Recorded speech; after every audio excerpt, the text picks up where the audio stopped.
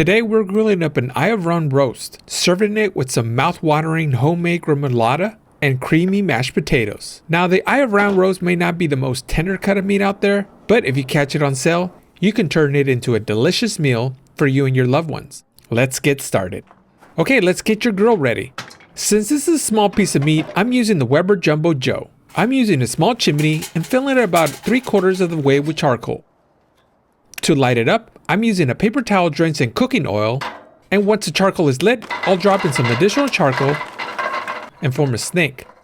The snake doesn't have to be perfect, so don't worry about it. Next, I'll dump in the lit charcoal, which will slowly ignite the unlit charcoal.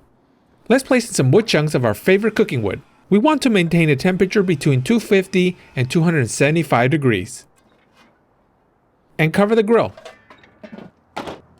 Next, let's prep our roast. Now the eye of round roast doesn't need much prep, but I'm going to remove the fat. I know it seems strange to remove the fat on such a lean piece of meat, but the fat tends to burn up and the seasoning doesn't penetrate the meat as well, so I prefer to remove it. I'll also remove any silver skin and round off the edges.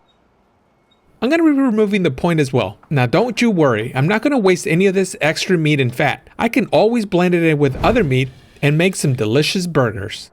Let's season. I'm using an all-purpose rub called the Barbecue General by PS Seasonings, but you could use any AP rub you like. If you don't have a favorite, a simple 2:2 ratio of salt, pepper, and garlic will do the trick. Once I coat all sides of the roast, I'm going to add another layer of pepper because I just love that extra kick.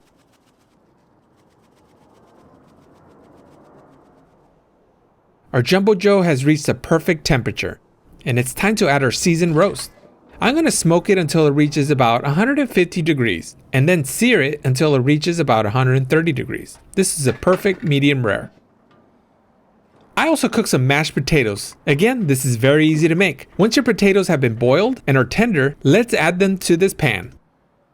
Drop in a stick of butter, couple of handfuls of cheese, and give it a good mix and a good smash. Oops, I almost forgot the salt and pepper. Add in some milk or cream if they look too dry, and when they're nicely mashed, I'll be placing them in this cast iron pan. Now normally I would pop this pan right on the grill alongside the roast. However, since I'm using the baby grill today, I don't have the space, so I'll pop them in the oven at 300 degrees.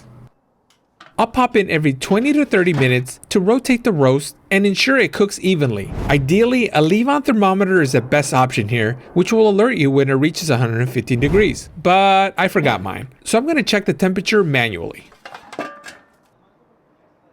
When the roast is close to 115 degrees, it's time to sear it. I'm going to get the grill nice and hot by adding some additional hot charcoal on top.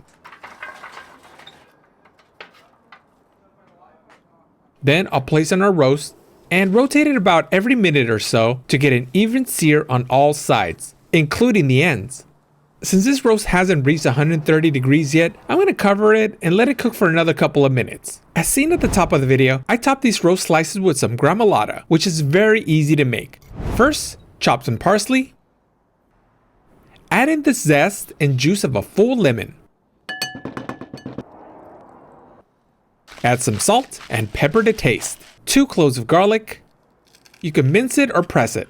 And 2 tablespoons of your favorite olive oil. And give it a mix. And now for the moment of truth. Let's see how our roast turned out. This is where not having a leave-on thermometer kind of messed me up since I left it for too long. So unfortunately, our roast is a tad overcooked. But you know what? It looks and smells absolutely delicious. So let's not sweat the small stuff, right? Now, wrap it up with some foil to let it rest about 10 minutes or so. This will help the juice distribute evenly throughout the meat, making it even more tender and juicy. Alright, time to slice it up. As suspected, it's slightly overcooked. But you know what? No biggie. We'll just have to remember to use our leave-on thermometer next time. Let's have a taste. This is really good. But even so, it's still cutting beautifully and it looks plenty juicy. Now let's plate it up. First, let's top it off with some of that delicious homemade gremolata and serve it alongside with some creamy mashed potatoes. Are you ready to dig in? Let's go for it. Got a little bit of that roast, got a little bit of potato. Now, I'm not going to lie to you and say that this is filet mignon because it's not. However, this roast, prepared correctly, cooked correctly, seasoned correctly, and just with the right sides, it's an outstanding dinner. I would pay good money for this.